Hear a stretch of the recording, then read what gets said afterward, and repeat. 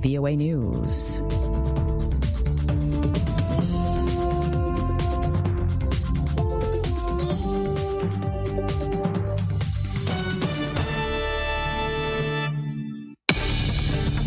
From Washington, VOA presents Issues in the News.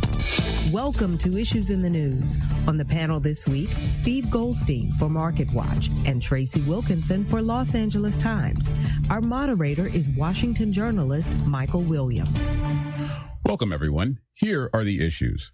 U.S. President Donald Trump delivered his annual State of the Union address, a speech that contained calls for unity, but stood firm in Trump's key policy issues, especially the construction of a wall on the U.S. southern border.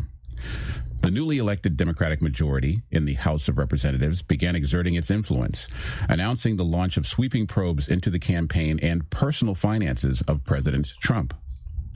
Russia announced that it would follow the United States and withdraw from the INF weapons treaty, triggering fears of a new arms race between the two nuclear superpowers. And a new report by the United Nations that was shown to the Security Council claims North Korea is working to ensure its weapons cannot be destroyed by military strikes. The report comes as the U.S. announced upcoming meetings with North Korea on eliminating its nuclear arsenal.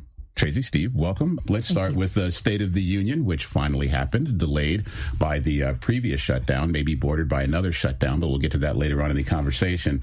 About a 90-minute speech that was in some ways surprising to me and in some ways quite predictable. I'll start with you, Tracy. The president said that he wanted to give a speech that would promote unity. Do you think he did that? No, I think he started out that way. He certainly, as you say, the White House had previewed this speech as being about unity.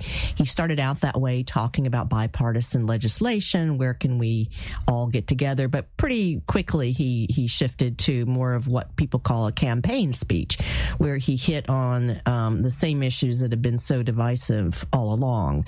The border wall, which the Democrats say they do not want a wall along the U.S. border with Mexico, abortion, the threat of socialism. You know, I didn't know we were in danger of becoming a socialist country, but he vowed to keep us from being that. So it seemed to fairly quickly pivot to more of a campaign speech in which he, as I say, hit on really divisive issues that we can expect to see him drill down on in the next year and a half. I agree with you. The policy points were very much in line with what he has spoken to right down the line, and sometimes in very heated terms on Twitter and in his sort of campaign-style rallies that he does from time to time. Steve, your take on this speech. Do you think it was overall an effective State of the Union address?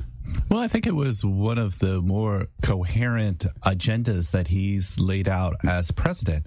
And I do wonder if he came to Washington with this State of the Union as his inaugural.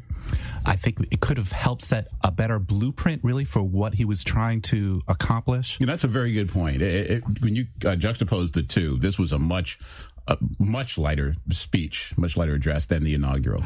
And, you know, if you think back to the inaugural, I think maybe you would remember American Carnage, this very bleak view of the American landscape. And this one was much more optimistic, talking about space, honoring D-Day legends. And I don't really think, to what Tracy was saying, it's particularly consistent with how President Trump governed.